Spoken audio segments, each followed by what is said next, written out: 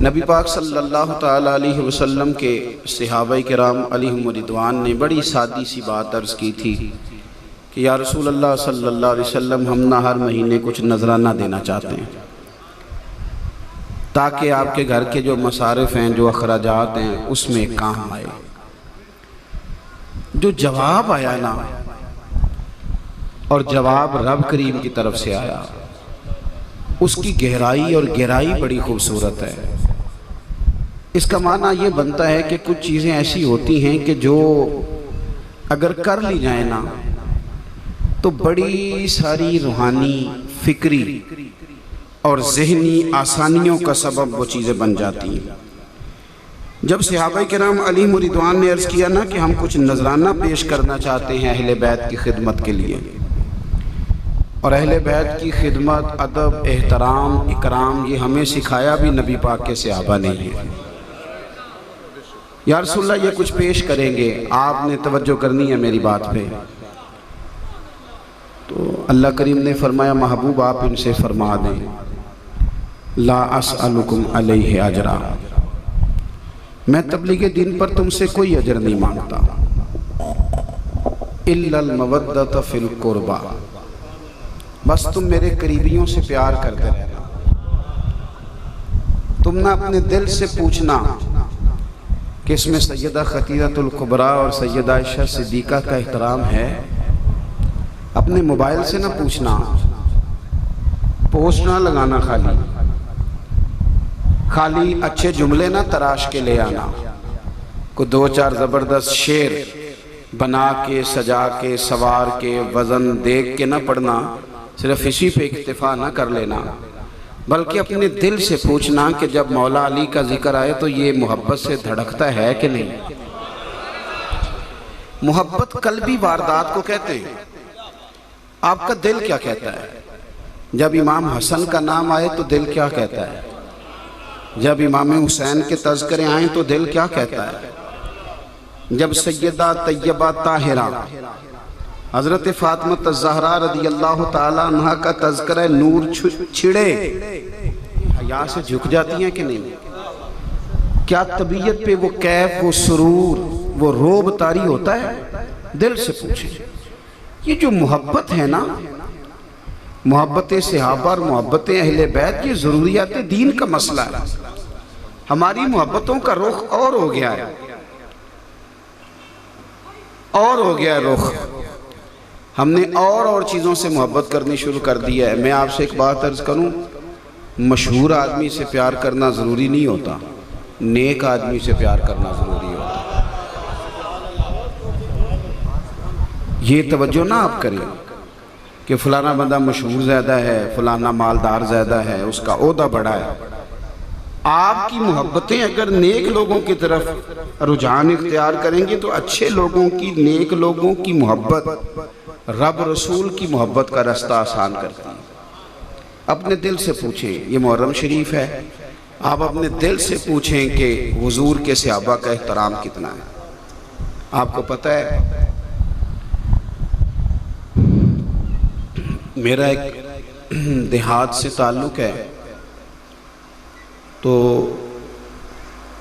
ہمارے بزرگ سادی باتیں کرتے تھے۔ وہ یہ کہتے تھے کہ دیکھو جی، وہ فلانے نے کدی عید شبرات تے بھی میرے بچیاں وال پیار نہیں کیتا تو میرا کی لگتا ہے؟ اس نے کبھی توجہ ہی نہیں کی، اس نے کبھی سوچا ہی نہیں ہمارے گھرانے کی طرف، ہمارے بچوں کی طرف کبھی اس نے پیار ہی نہیں کیا، تو کاہے کا چچا بنتا ہے؟ وہ دیکھو فلانی جگہ گیا تھا تو سب کے لیے تحفے لایا، تو میرے بچوں کے لیے نہیں لایا، تو کاہے کا ماموں ہے؟ یہ یعنی چھلکتی تھی چیزیں، اور جب اس کو نچوڑتے تھے تو اس میں سے پیار نکلتا تھا کہ شوق ہے، دل لگا ہوا ہے۔ کچھ لوگ ایسے ہوتے ہیں کہ جن سے بندہ پیار نہ بھی کرنا چاہے تو ادائیں ایسی ہوتی ہیں کہ پیار ہو جاتا ہے، پیار ہو جاتا ہے، محبت ہو جاتی ہے۔ اس نے نظر میں ہی ایسے بھلے سخن کہے کہ میں نے تو اس کے پاؤں میں سارا کلام رکھ دیا۔ کچھ جگہوں پہ محبت ہو جاتی ہے، کیا کیا جائے؟ میں روایت عرض کرنے لگا ہوں، آپ نے اس پہ غور کرنی ہے، اور مہربانی فرمائے پھر کہہ رہا ہوں موبائل نہ دیکھیں، مجھے دیکھیں۔ بھائی حبشہ کی طرف نبی پاک علیہ السلام کے نا کچھ صحابہ ہجرت کر گئے. ان ہجرت کرنے والوں میں حضرت عثمان غنی بھی شامل تھے، ان کی اہلیہ حضرت رقیہ بھی شامل تھی رضی اللہ تعالیٰ. جب بھی کوئی وہاں سے آتا تھا نا حبشہ سے تو حضور پوچھتے تھے میرے عثمان کا کیا حال ہے، پوچھتے تھے، معلومات کرتے تھے. یہ انسان کے نا جو قلبی محبت کے انداز ہوتے ہیں. وہاں گئے، ایک بڑی لمبی تفصیل ہے کہ یہاں سے یہ کافر جو تھے یہ قافلہ بنا کے بڑے بڑے سردار وہاں پہنچ گئے، جا کے شکایتیں لگائیں. نجاشی سے کہا کہ یہ لوگ ہمارے مجرم معاذ اللہ یہ بھاگ آئے ہیں، انہیں واپس کیا جائے. اور یہ بھی کہا کہ یہ آپ کے عقیدے اور نظریے کو بھی ٹھیک نہیں سمجھتے. وہ جو سازش کر سکتے تھے نا وہ کی. جب کوئی بندہ کسی کی مخالفت کرتا ہے تو پھر اسے بھی کہانیاں بڑی یاد ہو جاتی. وہ ساری سٹوریاں سنائی انہوں نے جا کے. لیکن نجاشی نے نا صحابہ کو ساری بات ان کی بھی سنی. اس نے کہا نہیں، تم جو کہتے ہو نا وہ ٹھیک کہتے ہو. اس نے صحابہ کو نہ صرف رکھا بلکہ ان کی سرپرستی کی. جو دنیاوی طور پر وہ کر سکتا تھا ان کے لیے کیا. میری بات کی سمجھ آ رہی ہے آپ دوستوں؟ وقت گزر گیا. آپ کو پتہ ہے ایک غائبانہ نماز جنازہ حضور نے پڑھا ہے. ہم اسے غائبانہ نماز جنازہ کی دلیل اس لیے نہیں بناتے کہ اور بھی تو کتنے لوگ شہید ہوئے نا، جنگ موتا میں، احد شریف میں، بہت ساری جگہوں پہ لوگ دور دراز شہید ہو گئے. سرکار نے مدینے میں بیٹھ کے ان کی خبریں بھی دیں لیکن ان کے جنازے نہیں پڑھے. اور اس جنازے کے بارے میں بھی ہماری رائے یہ ہے کہ وہ حضور سے دور تھا ہی نہیں، نگاہوں کے سامنے تھا. تو کئی باتیں ہیں لیکن جو بات سمجھانی ہے آپ کو وہ سمجھ لیں. اس نے نا حضور کے صحابہ سے پیار کیا، رب نے اسے ایمان بھی دیا.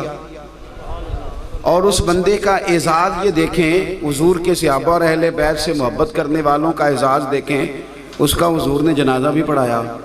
اور حضرت عائشہ صدیقہ روایت کرتی ہیں کہ اس کی قبر سے نور بھی نکلا کرتا تھا. آپ تھوڑا اور آگے بڑھیں، اس گہرائی میں تھوڑا اتر جانا اور اس بات کو ذرا سمجھنا. سنگیو، سیدہ فرماتی ہیں کہ وہ نا کچھ لوگ آئے، حضرت انس بن مالک بھی فرماتے ہیں، کہتے ہیں کچھ لوگ آئے حبشہ سے. پہلے بھی بڑے مہمان آتے تھے، وہ صحابہ میں بانٹ دیے جاتے تھے، خدمت ہوتی تھی. لیکن جب وہ آئے نا جنہوں نے صحابہ سے پیار کیا تھا، اور جب وہ آئے نا جنہوں نے حضور سید عالم کی نسبت کا احترام کیا تھا، ان کے لیے حضور نے اسپیشل خیمہ لگوایا، ان کے لیے کھانا اسپیشل بنتا. حضور ان کا تھوڑا سا انفرادی خیال رکھتے. لوگوں نے پوچھ لیا حضور آپ ان سے بڑی پیار کرتے ہیں، ان سے بڑی محبت ہے آپ کی. تو میرے کریم فرمانے لگے لوگوں جب میرے صحابہ گئے تھے انہوں نے بڑا پیار کیا تھا، بتاؤ جو میرے غلاموں سے محبت کرے میں اس سے محبت نہ کروں؟ یہ تو حضور کی محبت کا ذریعہ ہے. ذریعہ ہم نے نا یہ سارا کچھ نقیبوں، خطیبوں، نعت خوانوں، شاعروں کو دے دیا ہے. انہوں نے بھی ہمیں پکا سبق پڑھایا ہے کہ 2 نعرے ٹکا کے لگاؤ، محبت ثابت ہو گئی تمہاری. دونوں ہاتھ اگر کھڑے کر لو پھر تو تمہاری محبت کو 1.5 انچ اور اونچی چلی گئی ہے، زیادہ ہو گئی ہے تھوڑی. او بھائی محبت تو دل کے جذبے کا نام ہے. دل کے جذبے. میری والدہ نا، میرے ابا جی بڑی عید والے دن نا چاول کا توڑا لائے. غریب گھر تھا، ٹوٹا ہی پکتا تھا زیادہ تر. ایک چاول کا توڑا بڑی عید پہ آ گیا 2-4 دن پہلے. اماں جی نے اس میں سے کچھ چاول پکائے، بڑے بہترین پکے. عید گزر گئی، 2-4 دن کے بعد پھر گھر میں چاول پکے تو وہ والے نہیں تھے. ابا جی کہنے لگے وہ توڑا کتنے ہی. یہ سادے لوگ ہیں، ان لوگوں کو نا اپنی بات مسجع مکفہ کر کے سجا سوار کے پیش نہیں کرنی آتی. لیکن جذبات جو ہوتے ہیں وہ لفظوں کے محتاج ہوتے ہیں. جذبات جو ہوتے ہیں کیا وہ جملوں کے محتاج ہوتے ہیں. ابا جی کہا او چاول کتنے نے جڑے ایتے آندے سن.